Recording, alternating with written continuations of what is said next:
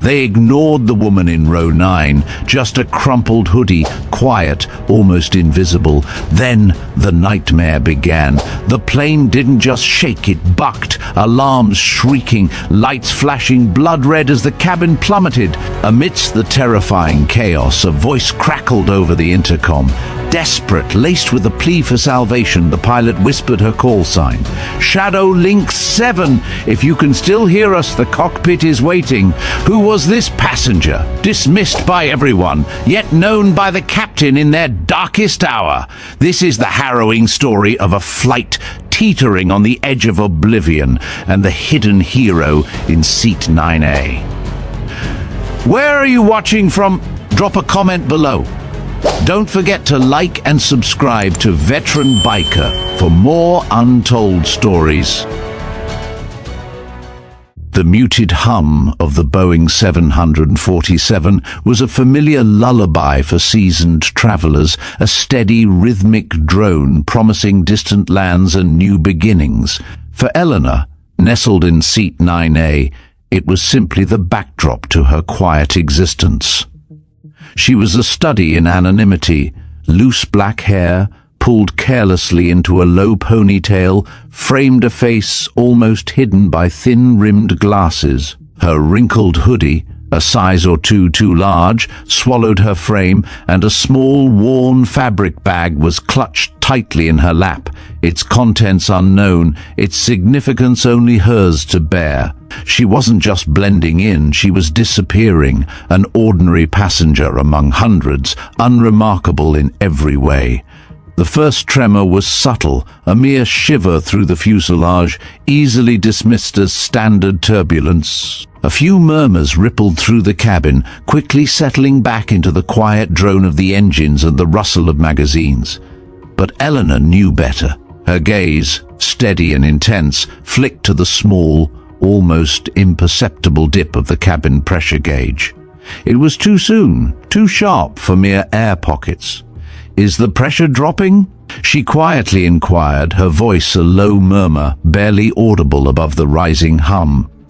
Brenda, the flight attendant with tightly curled blonde hair and a strained smile, paused by her row. Brenda was good at her job, professional, always ready with a practiced reassurance.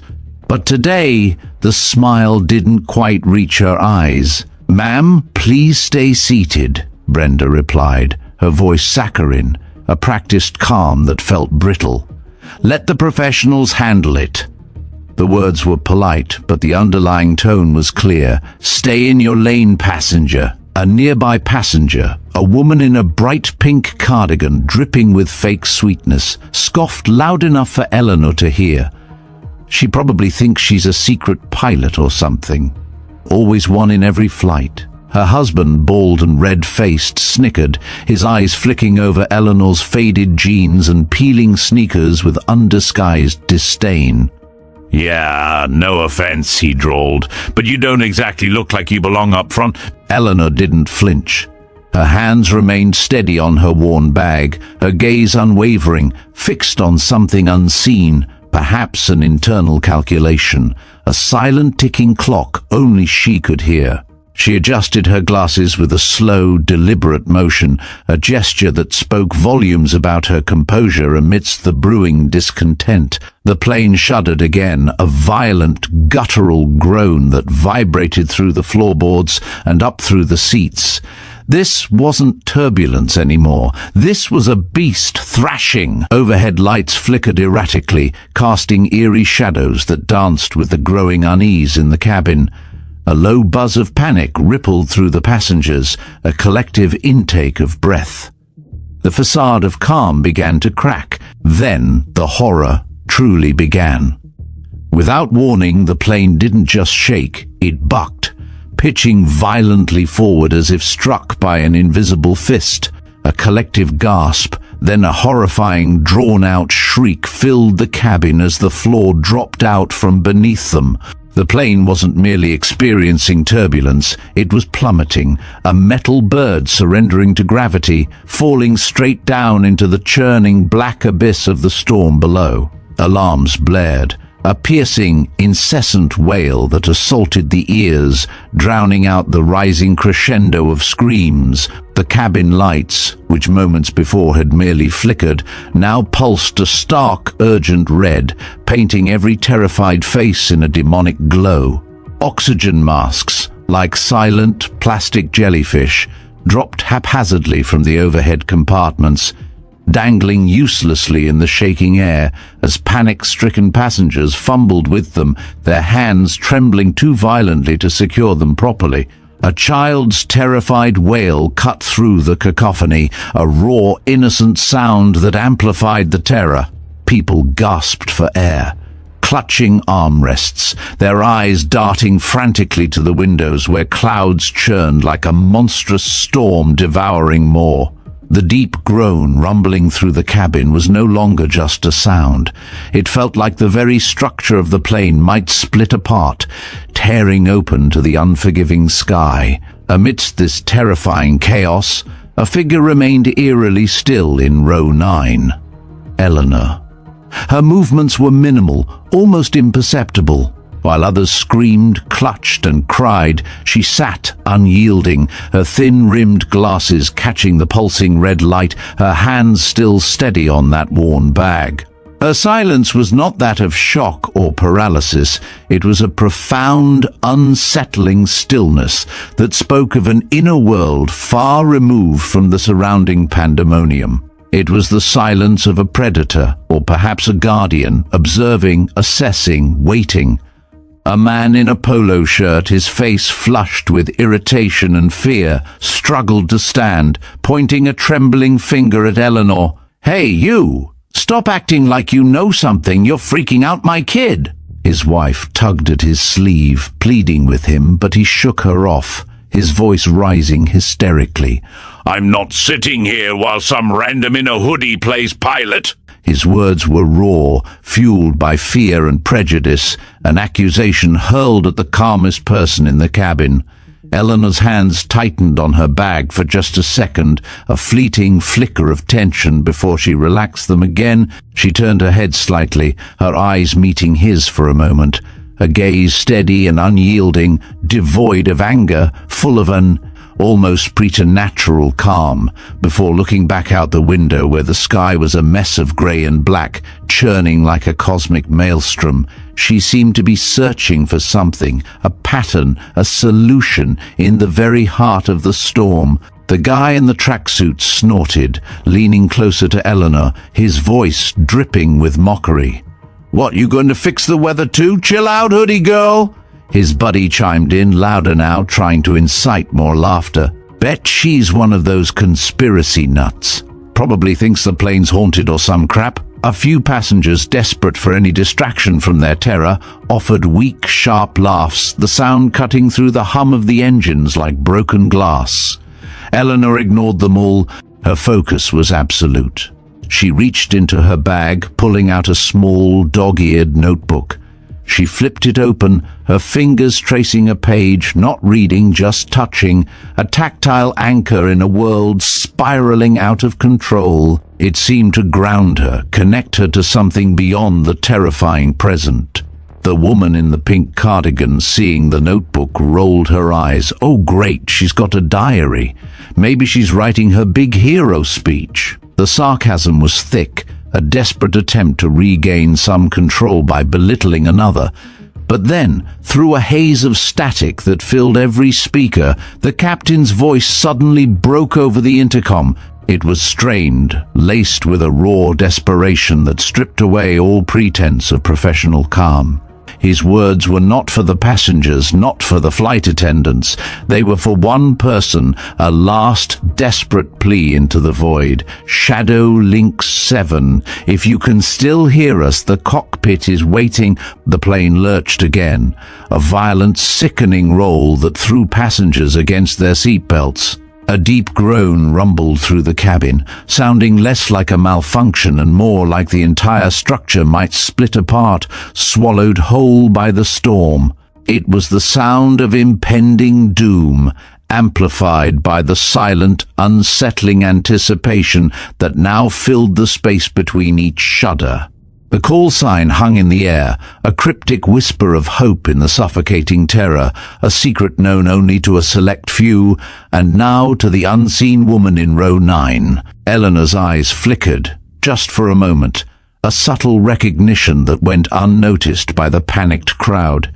She knew that call, she knew it well, and the weight of it, the gravity of what it meant for her to be called, settled over her like a heavy shroud. The captain's desperate plea, "Shadow Lynx 7.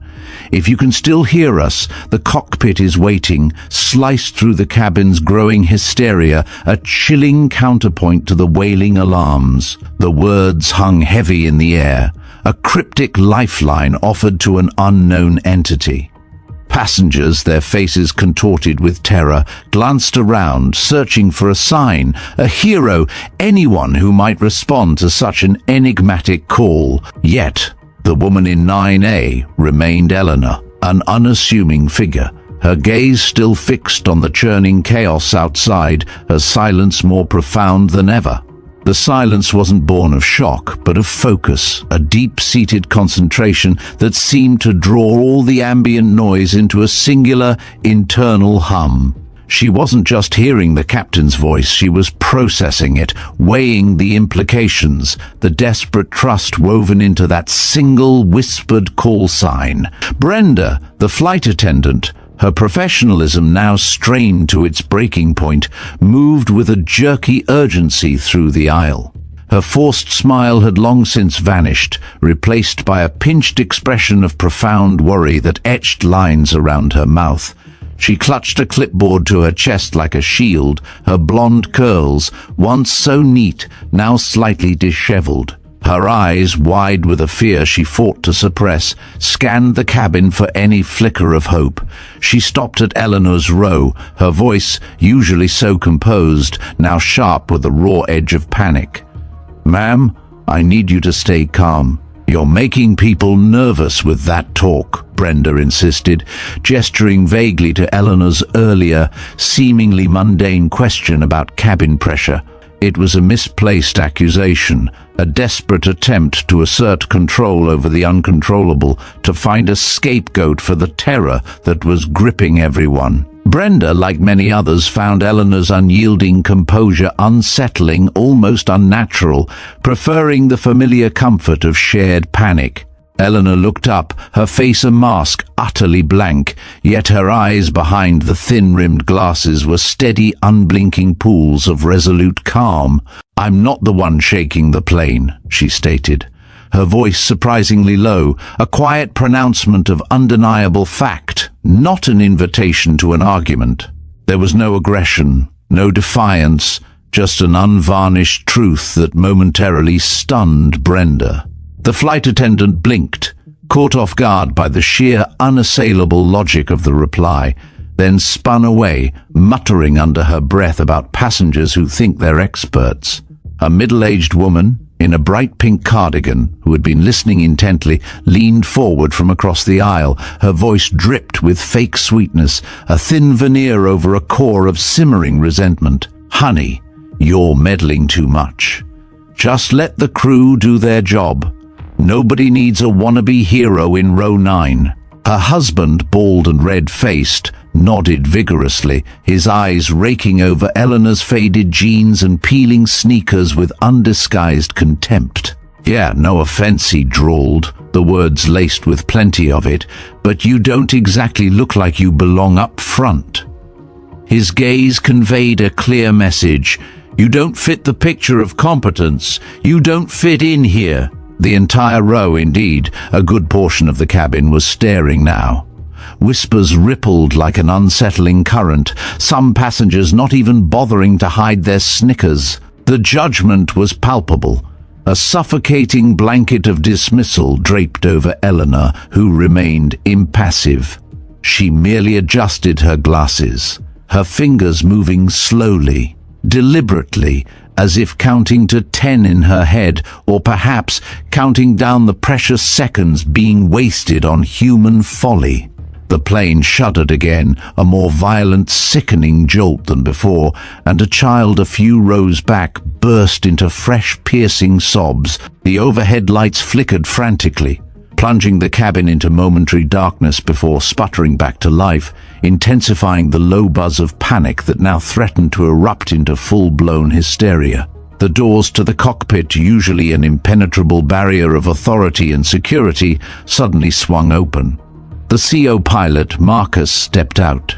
He was tall, with a no-nonsense buzz cut, and his jaw was clenched so tight it looked like it might crack under the immense strain. His eyes, sharp and desperate, scanned the terrified faces in the cabin, searching, pleading for something, anything. "We need someone with navigation training," he announced, his voice low but carrying over the din, raw with urgency. "Anyone with military experience, even basic, please identify yourself." The cabin fell into an abrupt, eerie quiet, broken only by the incessant hum of the engines and the faint, heart-breaking sobs of the child in the back. Hope, a fragile, fleeting thing, flickered in the eyes of the passengers. Then Brenda, hesitant, almost reluctantly, pointed a trembling finger at Eleanor. She mentioned cabin depressurization earlier, in row 9. The words were hesitant, tinged with a palpable discomfort, as if she were reluctantly exposing a strange, unusual secret she barely understood herself. A woman with a sleek bob and dazzling diamond earrings, draped in a designer blazer, leaned out of her seat, her voice sharp and accusatory, slicing through the brief silence like a honed blade. "You're trusting her? She doesn't even look like she can afford this flight." The words were dripping with disdain, a venomous judgment based purely on appearance. The laughter that followed was colder, more biting than before, a chorus of cruel snickers that turned the cabin into an impromptu courtroom, Eleanor on trial for the crime of not looking the part. The air thickened with prejudice, suffocating Eleanor under its collective weight. Yet she did not flinch, did not react. She had faced far worse trials than this. Eleanor stood, her movements were fluid, unhurried, as if the plane were perfectly stable, as if the very fabric of reality wasn't tearing itself apart around them. Her worn fabric bag, still clutched, was now slung casually over her shoulder. She began to walk toward the cockpit, her peeling sneakers silent on the carpeted aisle, each step deliberate, unhurried. Marcus, the CO pilot, watched her with a mixture of desperate hope and profound bewilderment, offering a quick, almost imperceptible nod. But the woman with the diamond earrings wasn't finished. "This is a mistake," she hissed, her voice loud enough for everyone to hear, fueled by a self-righteous conviction that bordered on hysteria. "You're putting us all at risk for some nobody." Her words were meant to be a final, damning judgment, to halt Eleanor in her tracks, to rally the collective fear against this unconventional savior. Eleanor paused just for a second, her hand resting lightly on the back of a seat for a fleeting moment, then continued walking, her steps steady, unshaken, a silent rebuke to the woman's prejudice. She moved with an inherent grace, a quiet power that seemed to ripple beneath her humble exterior. The judgment, the whispers, the fear, they were mere background noise to her. She was already elsewhere, mentally preparing for the task ahead, a task that transcended the petty concerns of social status and outward appearance. Marcus's eyes remained locked on Eleanor, who had now reached the entrance to the cockpit. He walked over, his boots heavy on the carpet, the sound of his footsteps a stark punctuation in the cabin's strained silence. "Ma'am, have you studied aviation before?" he asked, his voice low, tinged with an almost hesitant hope, as if he still couldn't quite reconcile her appearance with the desperate need. Eleanor looked up, her gaze meeting his. It was steady, almost unnervingly calm, a depth of focus that belied her unassuming facade. "Altitude's drifting by 4 degrees, isn't it?" she asked. Her voice soft but clear, a direct technical assessment that instantly cut through the haze of panic and doubt. It wasn't a question, it was a statement of fact, delivered with the quiet authority of someone who already knew the answer, who was already one step ahead. Marcus's mouth opened, then closed, a flicker of bewildered recognition crossing his face. He nodded, just once. A tiny, almost involuntary movement, as if he didn't quite know what to make of her, or perhaps didn't want to show the full extent of his surprise. The implication of her question, the immediate, accurate technical observation, resonated with him on a deeper level than any resume ever could. "Come with me," he said, turning sharply toward the cockpit, the words a quiet surrender to the unexpected. Eleanor started down the aisle again, her sneakers silent, her bag bouncing lightly against her hip, a small rhythmic motion that belied the monumental task ahead.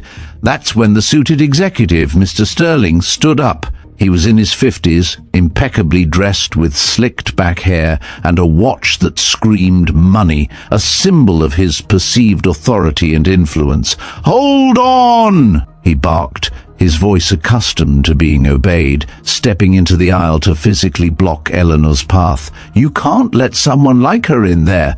Look at her, she looks homeless." His voice was loud, booming with outrage and indignation, designed to draw every eye in the cabin, to rally the fearful against this perceived threat to their safety. The plane shook again, a deep, terrifying rumble that made the overhead bins rattle ominously, but Mr. Sterling didn't budge. "This is a serious situation. You need a professional, not some nobody in a hoodie." A few passengers, their faces tight with fear and judgment, nodded in agreement, their prejudice outweighing their desperate need for salvation.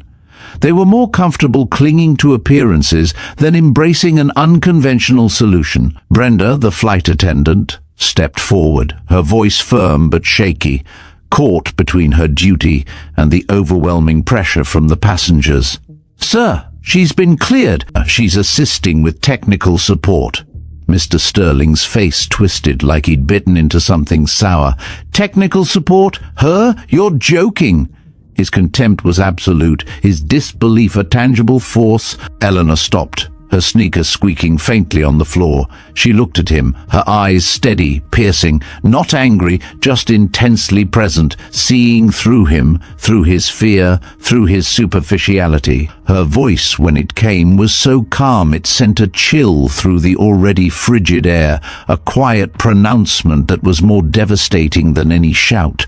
"You just lost 2 minutes due to prejudice," she stated, her words slow, deliberate, each syllable landing with the weight of an unassailable truth. "That's long enough to lose a wing." Mr. Sterling froze, his mouth half open, like he'd been slapped. The blunt, brutal honesty of her statement, coupled with its chilling implication, silenced him completely. Eleanor stepped past him, her bag brushing his arm in a fleeting contact, a physical embodiment of her quiet defiance, and continued walking toward the cockpit. Her steps remained steady, unwavering, leaving behind a silence far heavier than the plane's shaking, filled with the echoes of his own folly. The prejudice, the judgment, the doubt, they were all secondary to the ticking clock that only she seemed to hear. Every second was precious, and they had just squandered 120 of them on fear and baseless assumptions. The real battle, she knew, was about to begin, and it wasn't just against the storm. It was against the very human nature that had almost doomed them all. Eleanor walked. Each step was a quiet assertion against the plane's violent shuddering, her peeling sneakers making no sound on the carpeted aisle, a stark contrast to the cacophony of alarms and terrified screams behind her. The cockpit door, a symbol of rigid authority and desperate hope, loomed ahead. Its polished surface reflected the cabin's chaotic flashing lights, a distorted mirror of imminent disaster. She pushed it open with a calm, decisive motion, stepping into a world where every flicker of light, every blip on a screen, held the overwhelming weight of hundreds of lives. Inside, The cockpit was a whirlwind of urgent, yet almost desperate activity. The space, normally an ordered sanctuary of control, felt tight and claustrophobic, now bathed in the eerie, pulsing red glow of emergency instrument panels. The captain, a man whose face was slick with cold sweat, was hunched over the primary controls, his knuckles white, gripping the yoke with a death grip. His breath came in ragged gasps, his eyes darted frantically between the array of defiant dials and the churning blackness outside, a picture of a seasoned pilot battling a beast far beyond his current capabilities. He was pushing the limits of his training, his experience, and his very will against an unseen, unforgiving force. He glanced up as Eleanor entered, his gaze briefly meeting hers, a fleeting moment of bewildered recognition of a name unspoken before his focus snapped back to the terrifyingly plummeting altitude. He had fought too long, seen too much of the approaching abyss, to spare more than a fleeting second for this unexpected, almost surreal intrusion. Eleanor didn't wait for an invitation, didn't need one. Her presence in that sacred space was not a request. It was an imperative, a direct, undeniable response to a desperate summons that had echoed through the plane. She moved with an innate sense of purpose, her body language radiating an authority that belied her unassuming attire, a quiet power that spoke of vast, unseen capabilities. Her eyes, sharp, analytical, and remarkably calm, swept across the complex console, absorbing the chaotic symphony of flashing warnings, erratic readings, and the deep, bone-rattling vibrations that permeated the entire aircraft. Her mind, a whirlwind of calculations, was already piecing together the fractured data, discerning the truth behind the chaos. Lynx 7 requesting Keo navigation clearance, she said, her voice barely above a whisper, yet it sliced through the insistent hum of the instruments and the strained, labored breathing of the crew like a honed blade.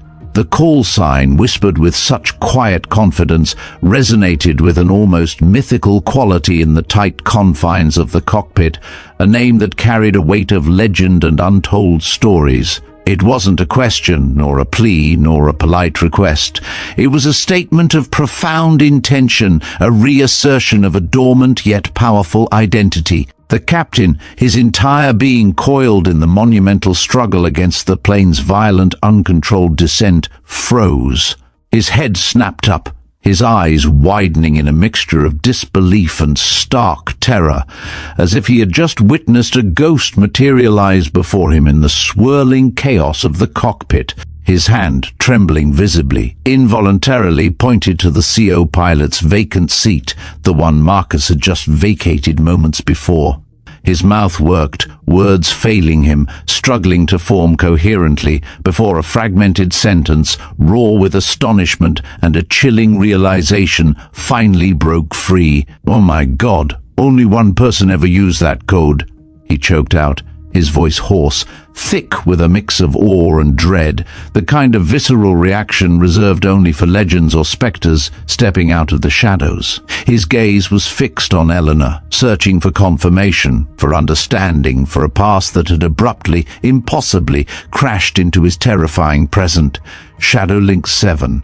"We thought you disappeared after the Nevada incident." The name, Nevada Incident, hung in the air, heavy and suffocating, thick with the weight of unspoken history, with classified missions, whispered rumors, and untold sacrifices. It was a shadowy operation, cloaked in layers of official secrecy, rumored to have pushed the boundaries of aviation, a mission that had seemingly consumed its most brilliant and enigmatic operative. For a fleeting moment, a barely perceptible flicker of something unreadable, a memory, a burden, a ghost of her past, crossed Eleanor's otherwise impassive face. It was gone as quickly as it appeared, subsumed by the overwhelming immediate urgency of the present crisis.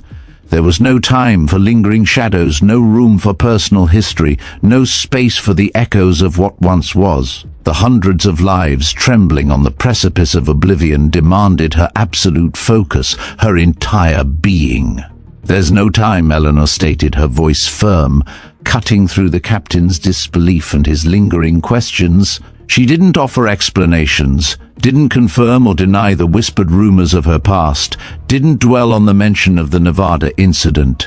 The only thing that mattered, the absolute priority, was the immediate, terrifying threat looming over them. She slid into the CO pilot's seat, her movement fluid, practiced, as if the cockpit were a second home, a place she had inhabited countless times before, a natural extension of her own will. Her hands, long accustomed to the intricate dance of controls, moved with an almost instinctive grace, a silent symphony of expertise. She leaned forward, her fingers brushing the radar screen, her eyes sharp and analytical, scanning the array of digital readouts with an intensity that seemed to pierce through the layers of malfunction. "Your pitch control system is feeding false readings," she declared, her voice devoid of judgment, merely stating a critical, undeniable fact. Her tone conveyed the authority of absolute knowledge, leaving no room for doubt. She pointed to a specific section of the screen, her finger precise, unwavering, highlighting the terrifying discrepancy. "Actual altitude warning is 800 feet higher than shown." The captain stared, his face a mask of dawning horror. His mouth worked, as if he wanted to argue, to challenge her instantaneous, startlingly accurate diagnosis, to cling to the familiar, comforting but now fatally flawed readings of his own instruments, but no words came. His eyes flickered wildly between Eleanor's calm, resolute face and the terrifyingly incorrect altitude display on his own panel. The implication was staggering, gut-wrenching. The plane was far lower, far closer to the unforgiving, jagged terrain than their instruments suggested. They were flying blind, not by a mere margin of error, but by a catastrophic miscalculation that was actively leading them to their doom. He nodded once, a short, sharp jerk of his head, a gesture of bewildered capitulation, a silent admission of her undeniable competence. He didn't know what to make of this mysterious woman, this shadow Lynx 7, but he knew deep in his gut that she was right. Eleanor's hands moved to the secondary controls, a blur of motion, a testament to her unparalleled skill. She began recalibrating with a dizzying speed that didn't match her faded jeans or peeling sneakers. A speed that belonged to a different world, a different kind of pilot, forged in the crucible of elite operations. She was bypassing, overriding, re-establishing a true, uncorrupted connection with the air around them, with the fundamental, brutal physics of flight. Every adjustment was deliberate, precise, a fluid extension of her will, a silent testament to years of ingrained high-stakes training and an almost symbiotic relationship with complex life-saving machinery. She was dissecting the problem, identifying the core failure, and already weaving a path back from the brink. A harsh crackle suddenly split the tense silence over the radio, the voice of a backup crew from the airline, sharp, authoritative, and filled with a rigid adherence to protocol, cutting through the cockpit's strained atmosphere. "No passengers are to handle controls. That's an order. Repeat, no passengers." The voice was rigid, unyielding, a bureaucratic command attempting to impose order on a chaotic reality, an order that was now tantamount to a death sentence. The captain hesitated, his hand hovering over the mic, caught in an agonizing internal conflict between the rigid protocol he had sworn to uphold and the undeniable, desperate reality unfolding before him. He knew the rules, the severe, career-ending, potentially criminal consequences of allowing an unauthorized person, especially one with a scrubbed record, to touch the controls of a commercial airliner. But he also knew with a horrifying, gut-wrenching certainty that strict adherence to those rules now meant certain, immediate death for every single soul on board.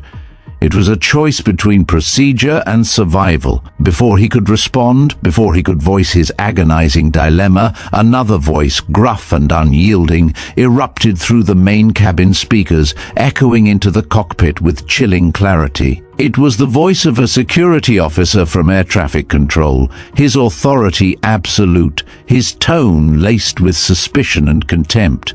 "I don't authorize someone scrubbed from defense systems to touch anything. That's a direct violation. Stand down now!"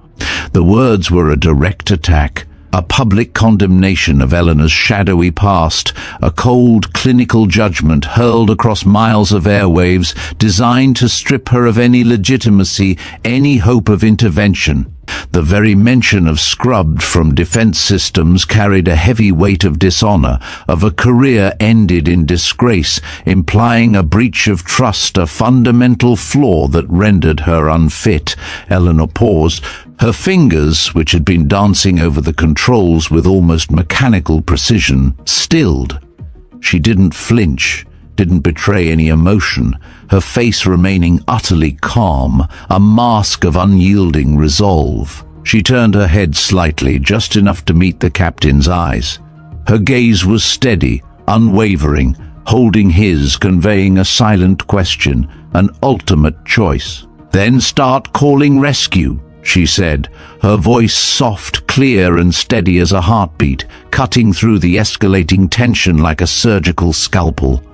"To retrieve everyone's bodies." The captain's face paled further, the implication of her words hitting him with brutal force. It wasn't a threat, it was a cold, hard, unavoidable fact. His hand still hovered over the mic, trembling, torn. But then Marcus, the CO pilot, stepped forward, his own jaw clenched, his eyes now fixed on Eleanor with a newfound desperate conviction. His voice, when it came, was firm, resolute, cutting through the radio static and the security officer's protests. "I'll sign off," Marcus declared, his words ringing with defiance against the unseen authority on the other end of the line. "Let her take over. I'm taking full responsibility." It was a momentous decision, an act of professional suicide, a leap of faith born of desperation, and an undeniable trust in the enigmatic woman before them. He knew the ramifications, the inevitable investigations, the potential ruin of his career, but faced with certain death, the choice was clear. Eleanor pulled up the CO pilot's seat, slipping on the headset with a practiced ease that made the captain's hands still, his internal struggle momentarily suspended in awe. She didn't smile, didn't hesitate, didn't offer a single word of acknowledgement. Her focus was absolute, her movements fluid and purposeful. She adjusted the controls with a precision that felt almost mechanical, her fingers dancing over the buttons and dials like a maestro conducting a symphony. Outside, the storm clouds loomed, dark and heavy, a monstrous churning wall of grey and black, but Eleanor's focus was solely on the screens, her hands moving like they'd done this 1,000 times before, like they were born to the task. The cabin lights flickered again, but now a flicker of true hope, faint yet undeniable, began to stir in the desperate heart of the storm. The cockpit, moments ago a chamber of barely contained chaos, now transformed under Eleanor's touch into a crucible of controlled precision. Her hands, long, lean and utterly steady, danced over the complex array of controls with a fluid grace that seemed to defy the violent jerks and plunges of the aircraft. She didn't hesitate, didn't second-guess. Every movement was deliberate. Every adjustment a calculated strike against the encroaching disaster. Her eyes, sharp and unblinking behind her thin-rimmed glasses, flicked with impossible speed between the malfunctioning primary displays, the ominous readings of the altimeter, and the churning blackness of the storm outside. The captain, still slick with sweat, watched her with a raw, almost childlike awe. his earlier fear replaced by a bewildered reverence. He muttered under his breath, "She's handling this like it's a combat zone." Eleanor's eyes flicked to him for just a second, a brief, unreadable glance, before returning to the controls, her silence louder than any response. The storm outside was a monstrous living entity. Dark, heavy clouds loomed, a churning wall of grey and black that seemed to swallow the very light of the world. Rain lashed against the cockpit windows, streaking across the glass like angry tears, blurring the already terrifying view. Lightning cracked in the distance, illuminating brief, terrifying glimpses of jagged, unforgiving mountain peaks that materialized and vanished like specters in the tempest. This wasn't just a flight through bad weather, it was a desperate battle for survival against nature's unleashed fury, exacerbated by the insidious treachery of failing systems. Eleanor's focus was absolute, a singular point of calm in the heart of the storm. Her breath was even, her movements economical. She wasn't just flying the plane, she was dissecting its pain, understanding its fractured signals, coaxing it back from the brink of collapse. Her fingers brushed against a small, unmarked switch on the lower console, an old, almost forgotten piece of technology. It was an echo wave terrain navigation system, a relic from a bygone era of aviation, something most modern pilots hadn't touched in years, if they even knew of its existence. Its dusty, worn surface suggested disuse, yet Eleanor activated it without a moment's hesitation, as if it were the most natural choice in the world. The screen flickered to life, showing a grainy, monochrome outline of the terrain below. It was crude, primitive compared to the advanced digital displays, but it was honest. "It's the only system not lying to us right now," she stated, her voice calm, utterly devoid of triumph or fear.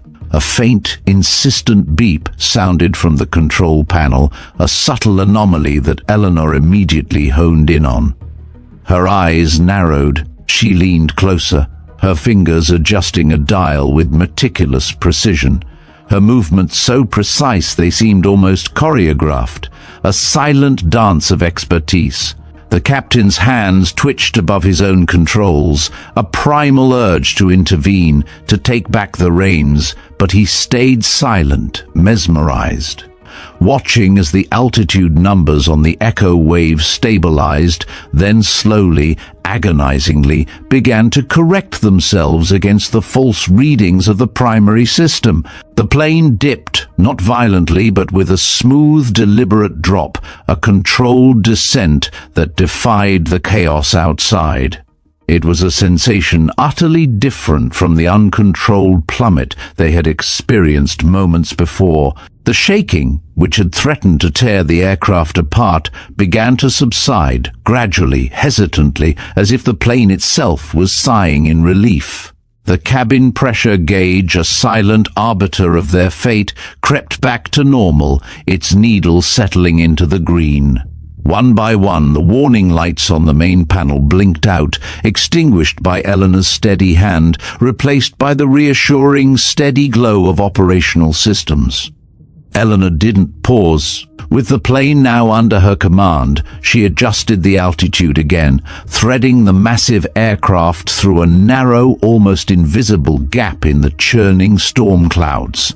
The mountains, jagged and unforgiving, slipped by below like dark, silent giants, their peaks shrouded in mist, a stark reminder of the peril they had narrowly avoided.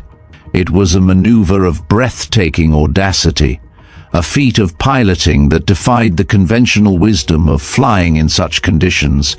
Marcus, the CO pilot, leaned forward, his eyes wide with a mixture of awe and profound disbelief. "How did you know to do that?" he breathed, his voice barely a whisper, echoing the unspoken question in the captain's mind. It wasn't just the technical skill, it was the intuitive understanding, the almost prescient knowledge of what the plane needed, what the storm demanded. Eleanor didn't answer. Her hands remained on the controls, her face unreadable, a study in focused intensity. Her past, her training, the experiences that had forged her into Shadow Lynx 7 remained her own. It was a silent, almost sacred commitment to the present task. As she made a minute adjustment, a faint scar, barely visible, ran along her left wrist, disappearing under the sleeve of her hoodie. It was an old scar, deeply etched, a silent testament to a wound, a sacrifice, a forgotten battle. It was in this moment, as Eleanor guided the behemoth through the eye of the storm, as the last vestiges of panic in the cockpit began to recede, that Marcus, still leaning forward, his gaze fixed on Eleanor's focused profile, caught sight of something else.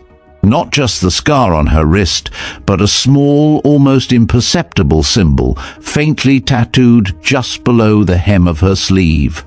A stylized, almost abstract image of a burning phoenix, half obscured, its form suggesting a relentless, defiant rise from ashes. His eyes widened further, a flicker of profound recognition, then a dawning horror washed over his face. He knew that symbol.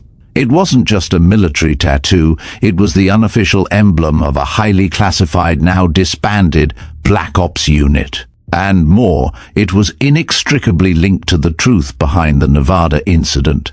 He drew a sharp, involuntary breath, the revelation hitting him with the force of a physical blow. "The mark of the maverick," he whispered, his voice barely audible, a guttural sound of shock and a dawning understanding. He leaned in closer, his voice urgent, trembling with the weight of the realization. "You were not just scrubbed from defense systems, were you?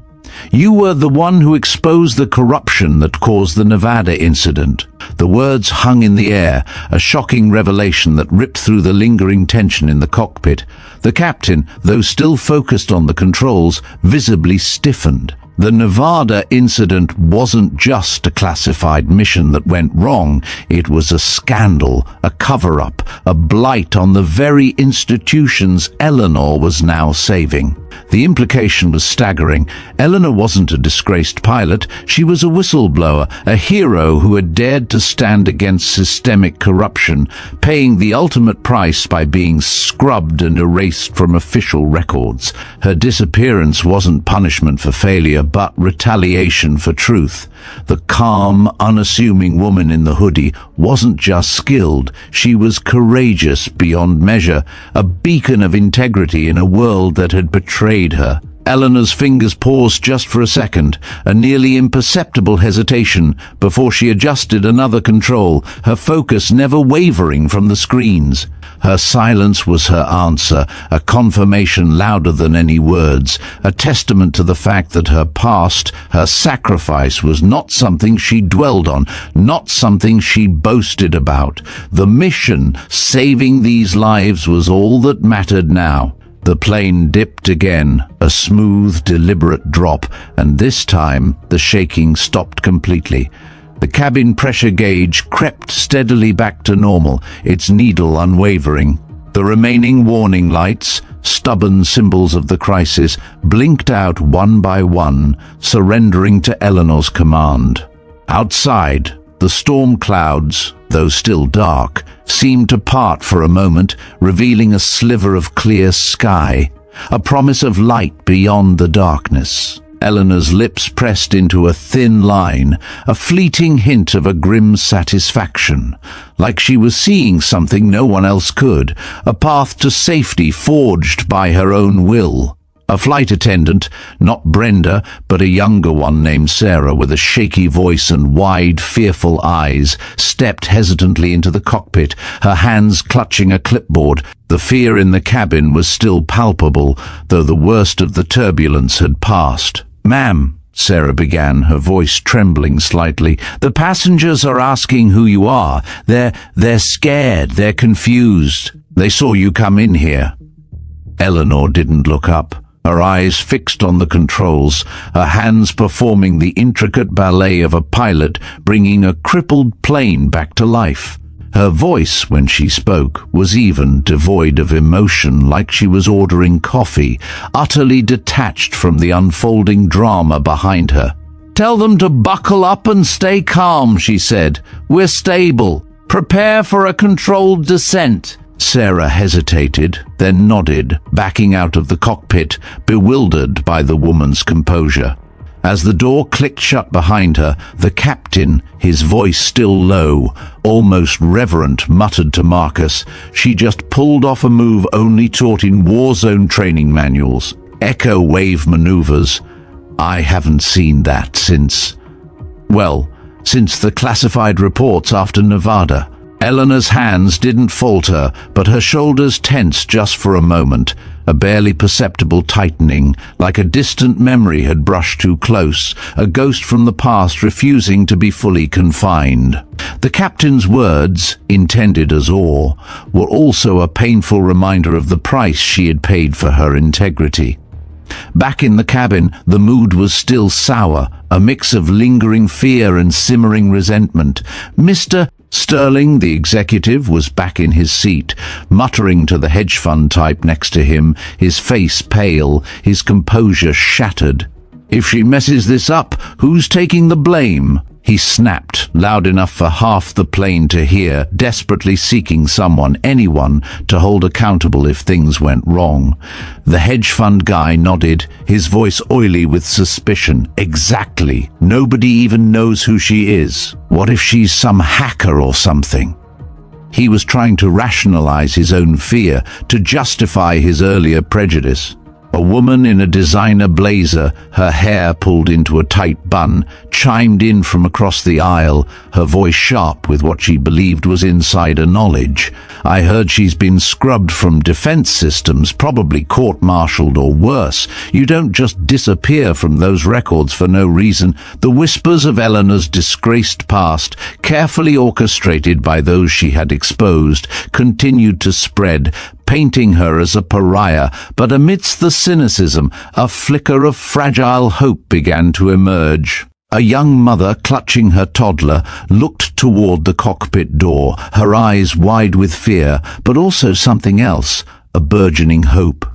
She whispered to the woman next to her, "What if she's the only one who can save us?" The woman, older, with a scarf wrapped tightly around her neck, shook her head, clinging to her skepticism. "Don't be naive.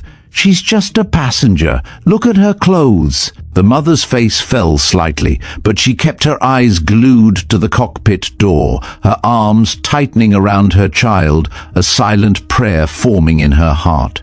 The toddler, oblivious to the drama, reached out, dropping a small toy plane on the floor. As the mother bent to pick it up, her eyes caught Eleanor's bag, still on her empty seat, a small faded patch barely visible with the letters SL7 stitched into it, a silent, almost forgotten emblem, the tiny detail, a hidden call sign, a quiet promise of an unseen hero, waiting. And then Eleanor's voice came over the intercom again, steady, clear, devoid of the earlier static, filling the cabin with a quiet authority that commanded attention.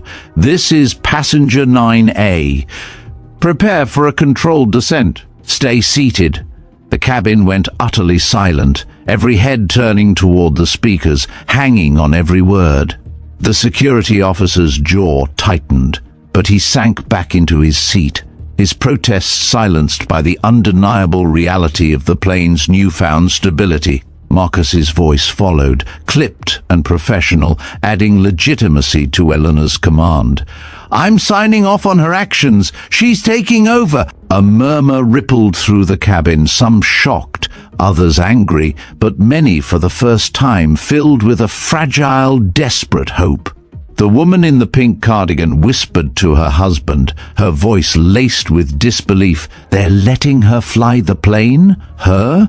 But the fact remained, the plane was stable and the descent had begun. The judgment lingered, but survival had become the undeniable priority. In the cockpit, Eleanor's hands remained perfectly steady on the controls, a testament to her unwavering concentration. Her eyes flickered between the now stabilized screens and the cockpit window, where the Kamchatka Mountains, once looming like jagged, unforgiving specters of doom, were slowly receding into the distance. The storm, though still raging around them, no longer felt like an adversary intent on their destruction, but a challenge Eleanor was systematically conquering thread by thread through sheer will and unparalleled skill. The hum of the engines, once a strained moan of distress, now settled into a steady, powerful thrum, a reassuring pulse that spoke of regained control. She reached for a final switch, her fingers brushing the old Echo Wave terrain navigation system, the very relic that had become their lifeline. She had trusted it when all else failed, when the modern systems with their sophisticated glitches had lied. The grainy outline of the terrain below, once a desperate hope, was now a clear, guiding map. The captain, still watching her with a mixture of awe and bewilderment, hovered over his own controls, his hands twitching like he wasn't sure whether to trust his own senses or the miraculous woman beside him. "You're using Echo Wave?" he asked, his voice tight, laced with a professional curiosity that barely masked his astonishment. "I haven't seen one of these active since my training simulations in the early 90s. He knew the system's reputation. It was robust, immune to the kind of digital interference plaguing their current flight, but it required an almost intuitive understanding of raw data, a skill rarely seen in modern pilots. Eleanor didn't look at him.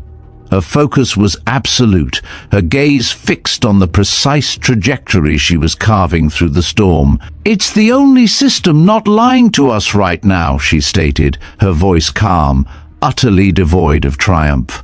A faint, rhythmic beep sounded from the control panel, a subtle anomaly that Eleanor immediately honed in on. Her eyes narrowed. She leaned closer, her fingers adjusting a dial with meticulous precision, her movements so precise they seemed almost choreographed, a silent dance of expertise. The captain's hands twitched like he wanted to intervene, but he stayed silent, mesmerized, watching as the altitude numbers on the Echo Wave stabilized, then slowly, agonizingly began to correct themselves against the false readings of the primary system. The plane dipped, not violently, but with a smooth, deliberate drop, a controlled descent that defied the chaos outside. It was a sensation utterly different from the uncontrolled plummet they had experienced moments before. The shaking which had threatened to tear the aircraft apart began to subside gradually, hesitantly, as if the plane itself was sighing in relief. The cabin pressure gauge, a silent arbiter of their fate, crept back to normal, its needle settling into the green. One by one, the warning lights on the main panel blinked out, extinguished by Eleanor's steady hand, replaced by the reassuring steady glow of operational systems. Eleanor didn't pause. With the plane now firmly under her command, she adjusted the altitude again, meticulously threading the massive aircraft through a narrow, almost invisible gap in the churning storm clouds. The mountains, jagged and unforgiving, slipped by below like dark, silent giants, their peaks shrouded in mist, a stark reminder of the peril they had just miraculously avoided. It was a maneuver of breathtaking audacity, a feat of piloting that defied the conventional wisdom of flying in such conditions, a path forged by a mind that saw beyond the impossible. Marcus, the CO pilot, leaned forward, his eyes wide with a mixture of awe and profound disbelief.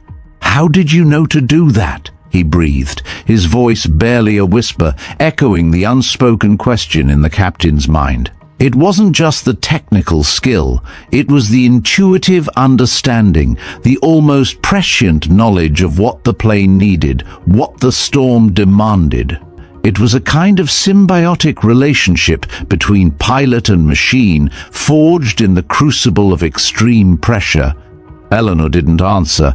Her hands remained on the controls, her face unreadable, a study in focused intensity, her past, her training, the experiences that had forged her into Shadow Lynx 7 remained her own. It was a silent, almost sacred commitment to the present task. As she made a minute adjustment, a faint scar, barely visible, ran along her left wrist, disappearing under the sleeve of her hoodie. It was an old scar, deeply etched, a silent testament to a wound, a sacrifice, a forgotten battle.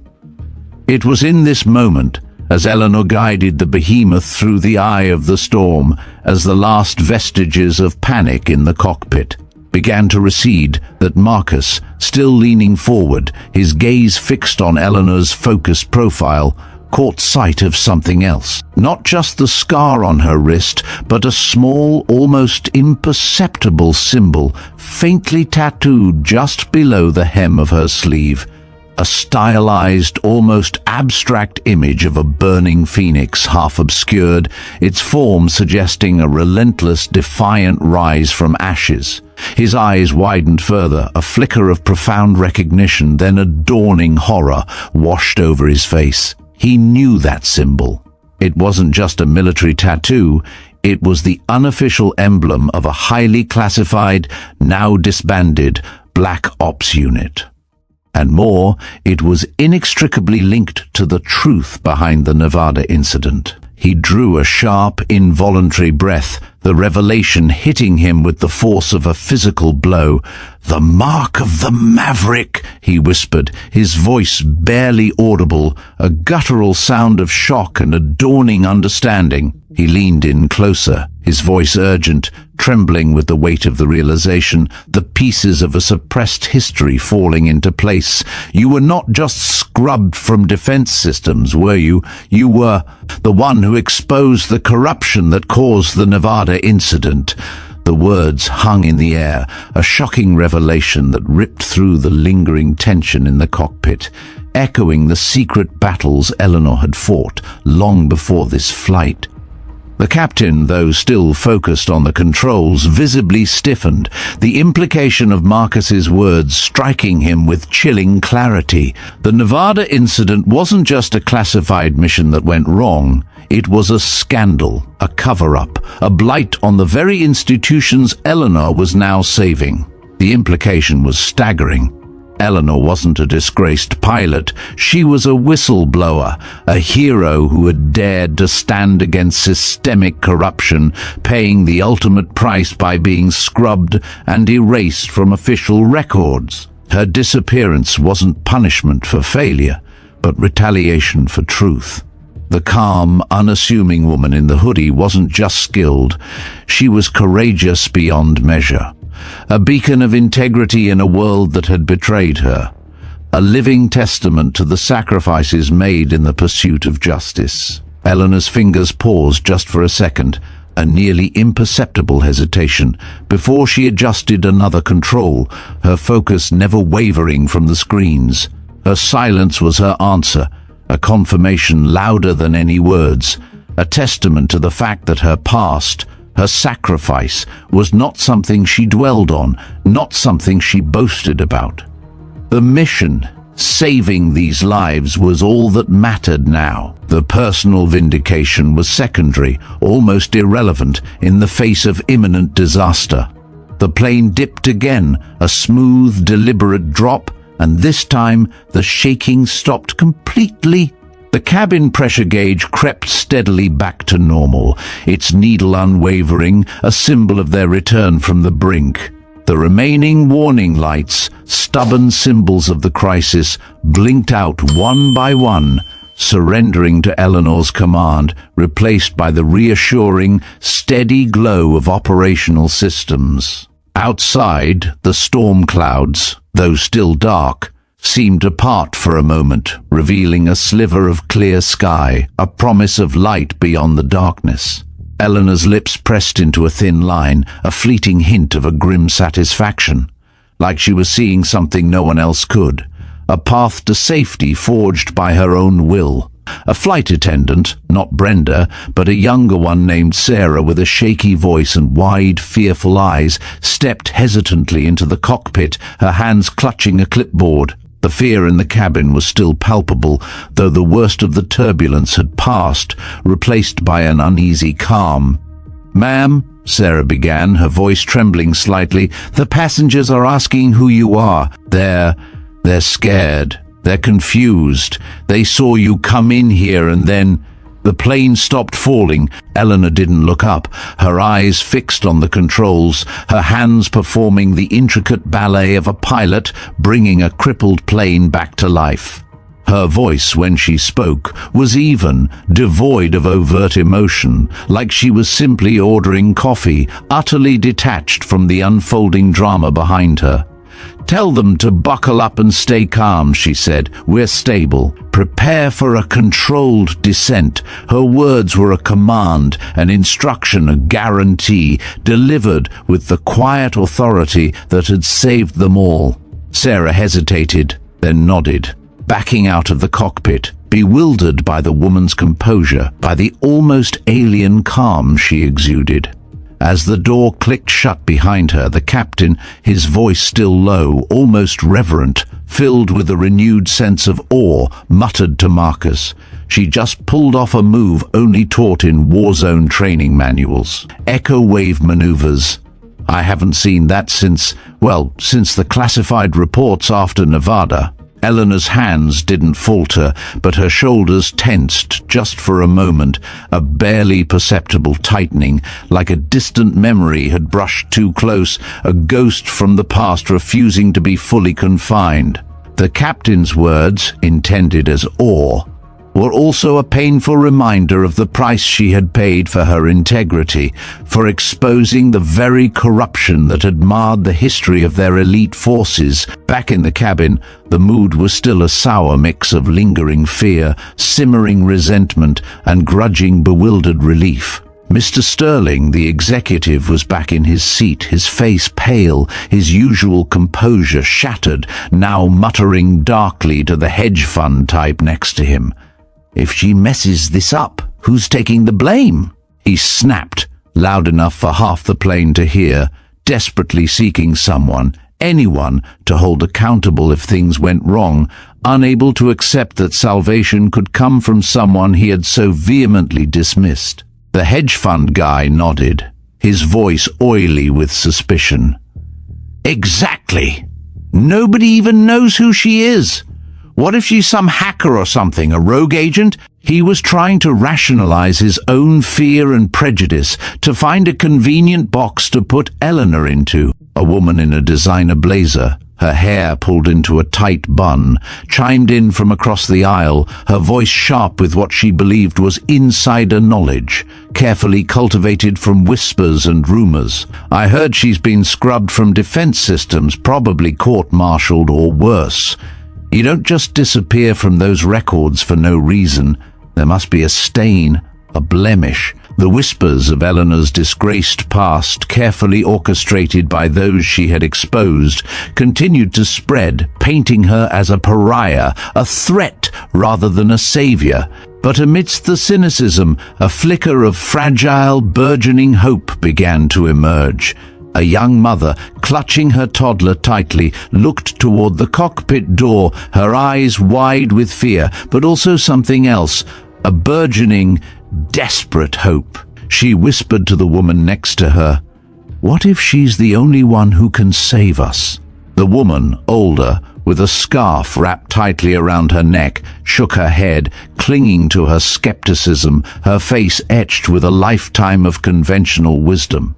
"Don't be naive. She's just a passenger. Look at her clothes. It's impossible." The mother's face fell slightly, but she kept her eyes glued to the cockpit door, her arms tightening around her child, a silent prayer forming in her heart, a tiny spark of belief defying the collective doubt. The toddler, oblivious to the drama, reached out, dropping a small toy plane on the floor. As the mother bent to pick it up, her eyes caught Eleanor's bag, still on her empty seat. A small faded patch, barely visible, with the letters SL7 stitched into it, a silent, almost forgotten emblem of the hidden hero. And then Eleanor's voice came over the intercom again, steady, clear, devoid of the earlier static, filling the cabin with a quiet authority that commanded instant attention. "This is passenger 9A. Prepare for a controlled descent. Stay seated." The cabin went utterly silent, every head turning toward the speakers, hanging on every single word. The security officer's jaw tightened, but he sank back into his seat, his protests silenced by the undeniable reality of the plane's newfound stability. Marcus's voice followed, clipped and professional, adding legitimacy to Eleanor's command, putting his career on the line for her. "I'm signing off on her actions. She's taking over." A murmur rippled through the cabin, some shocked, others angry, but many, for the first time, filled with a fragile, desperate hope. The woman in the pink cardigan whispered to her husband, her voice laced with disbelief, "They're letting her fly the plane? Her?" But the fact remained: the plane was stable, the alarming plummet had ceased, and the descent had begun. The judgment lingered, a bitter aftertaste, but survival, against all odds, had become the undeniable, breathtaking priority. In the cockpit, the tension, though no longer a raw, gut-wrenching terror, remained a palpable presence, a taut wire stretched between relief and the finality of landing. Eleanor's hands remained perfectly steady on the controls, her eyes flicking between the now reliable screens and the vast expanse of the sky beyond the cockpit window. The Kamchatka Mountains, once towering, ominous giants, were now shrinking behind them, their jagged peaks softened by distance and the breaking dawn. The storm, finally conquered, was receding, leaving behind only the lingering scent of ozone and the deep, contented hum of the engines. The air in the cockpit, once thick with sweat and fear, felt lighter, filled with an almost reverent quiet. The final descent into Tokyo was a masterclass in precision. Eleanor guided the massive aircraft with an almost ethereal touch, every mute adjustment calculated, every subtle correction absorbed by the plane's responding systems. The landing gear lowered with a faint thud, and the runway lights of Narita International Airport stretched out before them, a beacon of safety after their harrowing journey. The touchdown was so impossibly smooth, so perfectly executed, that it felt less like a landing and more like a gentle kiss between steel and asphalt. A soft, almost imperceptible bump, then the powerful whine of reverse thrusters, slowing the beast gracefully. It was as if the whole terrifying ordeal had been nothing more than a bad dream, a nightmare from which they had just awakened. Inside the cabin, the silence that followed the smooth touchdown lasted only for a breath. Then a collective cheer erupted, a raw, emotional outpouring of relief and disbelief. Some passengers clapped, tears streaming down their faces. Others embraced the strangers next to them, sobbing with sheer, unadulterated joy. The fear was gone, replaced by a wave of euphoria that swept through the rows. Eleanor's voice came over the intercom again, clear and calm, almost disarmingly casual. "We're stable, preparing for terminal taxi. Thank you for flying with us." Her words were simple, understated, a professional formality that belied the miracle she had just performed. Then the captain's voice followed, quieter, almost reverent, filled with a humility that cut through the celebratory din. "This is your captain. We owe our lives, every single one of us, to the extraordinary passenger in row 9. Her skill, her courage, saved us all." His words were not just an announcement, they were an official acknowledgement, a public testament to the quiet hero. A little girl, maybe 6, with pigtails and a stuffed bear clutched tightly in her arms, clapped her hands, her face lighting up with a pure, unadulterated joy. "Is she a superhero?" she asked her mom, her voice small but clear, echoing the thoughts of many. Her mom, a tired-looking woman in a denim jacket, hesitated, then smiled through her own tears. "Maybe, sweetie, she's doing something pretty amazing." The guy in the tracksuit, whose earlier snorts of derision had been so loud, offered a weaker, less certain one now, his smirk utterly gone, replaced by a look of stunned disbelief. Mr. Sterling, the executive, sat quiet, his arms crossed, staring fixedly at the floor, his face pale, his usual arrogance shattered. The woman in the designer blazer kept checking her phone. as if waiting for a signal, any external validation, to tell her what to think, unable to reconcile her prejudices with the undeniable outcome. The plane taxied slowly to the gate, the airport bustle gradually replacing the storm's fury. Passengers poured out, some still shaky, their legs weak with residual fear, others laughing with relief, eager to touch solid ground. Eleanor was one of the last to leave. Her bag was slung casually over her shoulder, her sneakers silent on the tarmac as she descended the air stair. She didn't stop to talk, didn't look for thanks, didn't seek out the admiring or repentant faces. She just walked, a solitary figure, toward the terminal, her hair swaying slightly, catching the airport lights, a ghost disappearing into the bustling anonymity of arrival. The guy in the tracksuit watched her go, his smirk now entirely gone, a look of profound bewilderment on his face. "Who the hell was that?" he muttered to his buddy, who just shook his head, equally speechless. They had witnessed a miracle, performed by someone they had so carelessly dismissed, and now she was gone. Later that day, at a press conference organized by the airline, a spokesperson stood at a podium, an artificial smile plastered on his face as cameras flashed. "We're profoundly grateful for the safe landing of Flight 472, he announced, his tie perfectly knotted, his voice smooth and practiced. "Our crew handled an unprecedented situation with the utmost professionalism and skill." A reporter cut in, her voice sharp and insistent, echoing the whispers already spreading across the internet. "Passengers say a woman from row 9 saved the plane. Who was she? Why isn't she here?" The spokesperson hesitated for just a second, his smile faltering minutely before it returned, impeccably managed.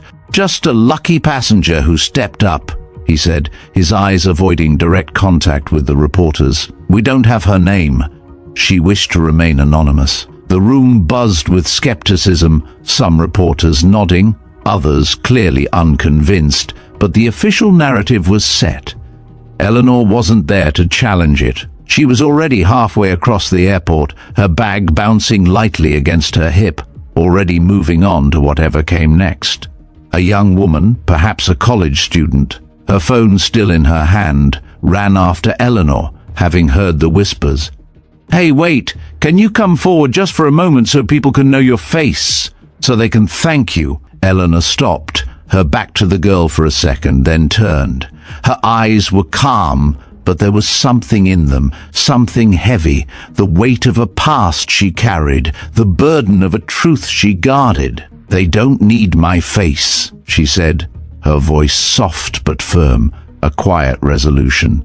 "They're alive. That's enough." She turned and kept walking, disappearing into the anonymous flow of the airport crowd, a shadow blending into the light, leaving the college student standing there, her phone still raised, unsure if she had just seen a person or a legend. In an airport lounge, a group of passengers from the flight gathered, their voices low but heated, dissecting the unbelievable events. The woman with the diamond earrings was there, her arms crossed, her face tight with lingering disbelief and thinly veiled resentment. "I still don't buy it," she declared, her voice loud enough to draw attention. "Anyone could have gotten lucky. She's no hero. It was just an anomaly." The older man with the patched jacket who had found Eleanor's notebook gently set it down on the table. His voice was rough but clear, cutting through the woman's cynicism. "This isn't luck," he said, his gaze steady, challenging her denial.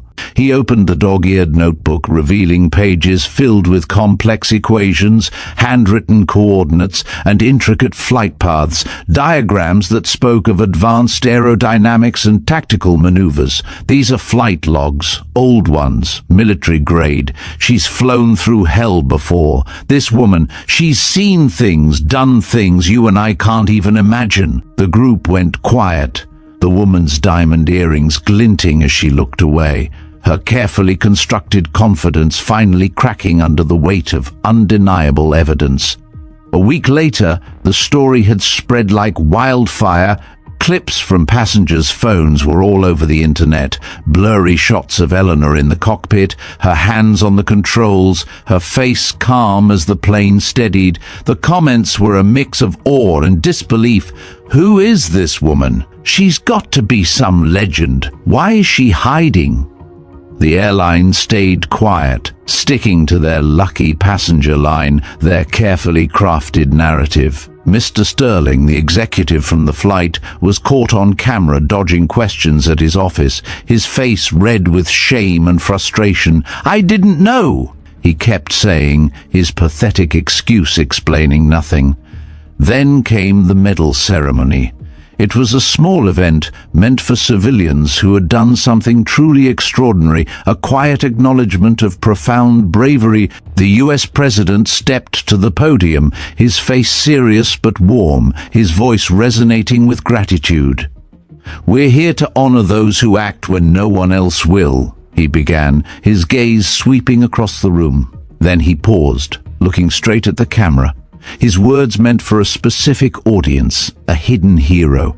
"Lynx 7, if you're watching, this country still owes you its deepest gratitude." The room went silent, every head turning, as if they expected her to walk in through the doors, to finally claim her rightful place. She didn't. The news anchors replayed the clip for days, digging into old Air Force records, finding nothing but whispers of a pilot who had vanished after a classified mission, a ghost in the machine. A passenger from the flight, a quiet man in his 30 seconds who had barely spoken during the entire ordeal, posted a video online. It was shaky, filmed from his seat, showing Eleanor's silhouette as she walked toward the cockpit, her bag slung over her shoulder, a figure of resolute purpose. "This is her," he narrated, his voice breaking with raw emotion. "She didn't care what we thought. She didn't want glory. She just saved us." The video went viral, racking up millions of views, a testament to the power of truth and genuine heroism. The comments filled with people sharing their own stories of being judged, dismissed, overlooked, finding a voice in Eleanor's quiet strength. Rachel's face was never clear, but her presence lingered like a shadow that refused to fade, a powerful symbol against prejudice. Back in Oregon, Eleanor was in a small, dusty garage, her hands covered in motor oil, a complex carburetor spread out on the workbench in front of her. The radio was on, tuned to some classic rock station, but it suddenly cut to a news break. The president's voice, solemn yet grateful, filled the room, speaking of Lynx 7 and the nation's debt. She didn't look up, just kept tightening a bolt, her movement steady, precise, as if her focus on the intricate machinery was a form of meditation. On her wrist, under a smear of grease, was a small, faded tattoo, SL7. It caught the light for a second, then disappeared as she wiped her hands on a rag, a silent, personal mark of a past she chose to leave behind. The guy who owned the garage, an older man with a grey beard and a slight limp, poked his head in. "You hear that, Eleanor?" He chuckled, shaking his head. "They're talking about some hero pilot again. Sounds like quite a story." She nodded, just once, her face unreadable, a faint, almost imperceptible curve to her lips. "Yeah," she said, picking up a wrench. "Sounds like quite a story." He chuckled again, oblivious to the fact that the hero he spoke of was standing right in front of him, and went back to the front. Eleanor kept working, the radio humming in the background, the world outside moving on without her, unaware of the quiet legend living amongst them. The passengers from that flight never forgot her.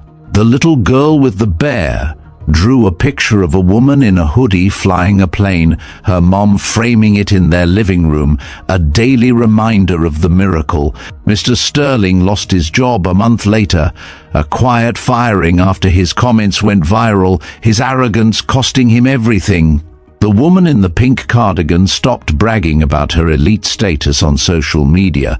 Her last post about the flight got flooded with comments calling her out, shaming her for her prejudice. The security officer was reassigned to desk duty, his name forever tied to the incident in a way that stung, a blot on his record. None of them knew Eleanor's name, but they felt her presence every time they boarded a plane, every time they looked at the sky, a silent guardian, a profound lesson. In a small diner near the airport, a week after the flight, the young mother from the plane sat with her toddler, the toy plane still clutched in his tiny hands. She overheard a conversation at the next table, a group of pilots talking about the mystery woman who had saved Flight 472. "Nobody flies like that without training," one said, his voice low with respect. "That was combat-level piloting, a true maverick." The mother smiled, her eyes misty, and whispered to her son, "That's her, baby. That's the lady who brought us home." The toddler giggled, waving the toy plane, unaware of the weight of the moment, the depth of the gratitude. She didn't need their thanks. She didn't need their apologies. Eleanor just kept moving, her sneakers quiet on the ground, her bag slung over her shoulder, her secret safe. She'd done what she had to, like she always did. And somewhere in the back of her mind was the steady sound of a plane engine, carrying 216 people home. That was enough. It had to be. What an incredible journey, wasn't it? From the brink of disaster, saved by a quiet hero everyone dismissed. Eleanor's story reminds us that true courage often wears the most unexpected disguises, and that our snap judgments can blind us to the very people who hold the keys to our salvation. She sought no glory, no thanks, just the silent satisfaction of lives preserved. But her legacy endures, a powerful testament against prejudice and a beacon for integrity. Her actions rippled through the lives of everyone on that flight, forcing them to confront their own biases, to rethink what it truly means to be a hero. What are your thoughts on Eleanor's incredible act? Have you ever witnessed someone being underestimated, only to reveal an extraordinary strength? Share your reflections in the comments below. We love hearing from you. If this story touched your heart, please give it a like and subscribe to Veteran Biker for more powerful, untold tales of resilience and unexpected heroes. And don't go anywhere yet. You can continue exploring more incredible true stories appearing on your screen now. Thanks for watching and stay safe out there.